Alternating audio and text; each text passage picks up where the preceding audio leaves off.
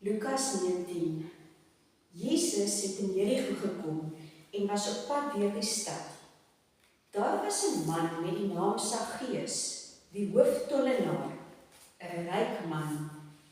Hy het geprobeer om Jesus te sien, maar weens die skare kon hy nie, omdat hy te kort was. Hy hardloop toe vooruit en klim in 'n wilde vyeboom om Jesus te kan sien, want hy sou daar verbygaan. Toe Jesus by die plek kom, kyk hy op en sê vir hom: Saggeus, kom gou af, want ek moet vandag in jou huis tuis gaan. Hy het toe gou afgeklim en Jesus met blydskap ontvang. Almal wat dit gesien het, het beswaar gemaak en gesê, hy gaan by 'n sondige man tuis. Maar Saggeus het opgestaan en vir die Here gesê: Here, ek gaan die helfte van my goed vir die armes gee, en waar ek iets van iemand afgepers het, gee ek dit 4-dubbel terug. Daarop sê Jesus: Vandag het daar redding vir hierdie huis gekom. Ook hierdie man is 'n kind van Abraham. Die Seun van die Mens het immers gekom om te soek en te red wat verlore is. Terwyl die mense na Jesus geluister het, het hy nog 'n gelykenis vertel, aangesien hy naby Jerusalem was en hulle gedink het die koninkryk van God sou nou enige oomblik kom. Hy het gesê: 'n man van adellijke afkoms het na 'n ver land toe op reis gegaan om as koning aangestel te word en dan terug te kom. Vooraf het hy 10 van sy slawe geroep en aan hulle 10 goue muntstukke gegee en gesê: dryf handel daarmee totdat ek terugkom. Sy landgenote het hom egter gehaat en 'n afvaardiging agterna gestuur om te sê: ons wil nie hierdie man as koning hê nie. Maar hy het tog die koningskap ontvang. Nadat hy teruggekom het, het hy die slawe aan wie hy die geld gegee het, na hom toe laat roep, sodat hy kon verneem wat hulle met die handeldryf verdien het. Die eerste het vorentoe gekom en gesê: meneer, u muntstuk het 10 muntstukke opgelewer. Daarop antwoord hy: mooi so, jy is 'n goeie slaaf. Omdat jy in 'n saak van min belang getrou was, kry jy nou die bestuur oor 10 stede. Toe kom die tweede slaaf en sê: meneer, u muntstuk het 5 muntstukke opgelewer. Aan hierdie een sê hy: en jy kry die bestuur oor 5 stede. Nog 'n ander het gekom en gesê: meneer, hier is u muntstuk. Ek het dit in 'n doek geberg. Ek was bang vir u, want u is 'n harde man. U is op wat u nie belê het nie, en oes wat u nie gesaai het nie. Toe sê hy vir hom: met jou eie woorde sal ek jou veroordeel. Jy is 'n slegte slaaf. As jy geweet het, ek is 'n harde man wat opeis wat ek nie belê het nie, en oes wat ek nie gesaai het nie, waarom het jy dan nie my geld in die bank gesit nie? Dan sou ek by my terugkoms darm met rente kon getrek het.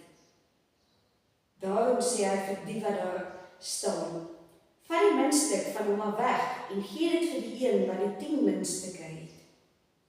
Hulle sê vir hom: meneer, hy het dan al 10 muntstukke.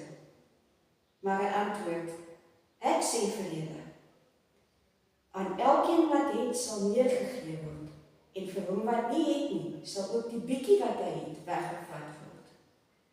En daardie vyande van my wat nie wou hê dat ek hulle koning moet wees nie, bring hulle en maak hulle hier voor my dood. Nadat Jesus hierdie dinge gesê het, het hy voor hulle uitgeloop op pad na Jerusalem toe. Toe hy naby Betfage en Betanië teen die Olyfberg kom, stuur hy 2 van sy disippels vooruit met die opdrag: gaan na die dorpie toe, daar reg voor julle, net soos julle inkom, sal julle daar 'n jong donkie kry wat vasgemaak staan. Geen mens het nog ooit op hom gery nie. Maak hom los en bring hom hier. En as iemand vir julle vra: waarom maak julle hom los? Moet julle antwoord: die Here het hom nodig.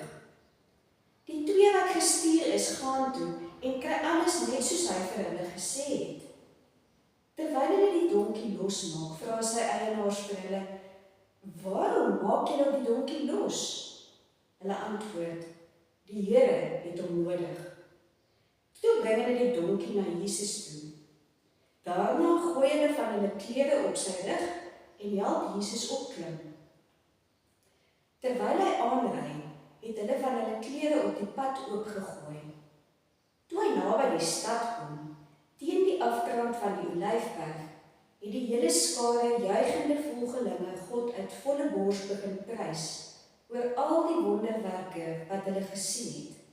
Hulle het gesing, loof die koning, hy wat in die naam van die Here kom. Vrede in die hemel en eer aan God in die hoogste hemel. 'n Paar fariseërs uit die skare sê toe vir Jesus, meneer, maak stil u volgelinge. Maar hy antwoord, ek sê vir julle, as hulle stil bly, sal die klippe uitroep. Toe hy nog nader kom en die stad voor hom sien, het hy daaroor gehuil en gesê, as jy vandag tog wou insien wat vir jou vrede nodig is. Maar nou is jy blind daarvoor. Daar sal daar oor jou kom, dat jou vyande vestings teen jou oprig en jou omsingel en jou van alle kante beleer. Hulle sal jou met die grond gelyk maak en jou inwoners uitwis. Hulle sal in jou nie een klip op die ander laat bly nie, omdat jy die betekenis van die tyd toe God gekom het om jou te red, nie besef het nie. Jesus het na die tempel toe gegaan en vir die handelaars begin uitjaag. Hy het vir hulle gesê, daar staan geskrywe, my huis sal 'n huis van gebed wees, maar julle het dit 'n rowersnes gemaak. Hy was elke dag in die tempel besig om die mense te leer. Intussen het die priesterhoofde en die skrifgeleerdes en ook die leiers van die volk 'n plan gesoek om hom dood te maak. Hulle kon egter niks vind wat uitvoerbaar was nie, omdat die hele volk gretig na hom geluister het.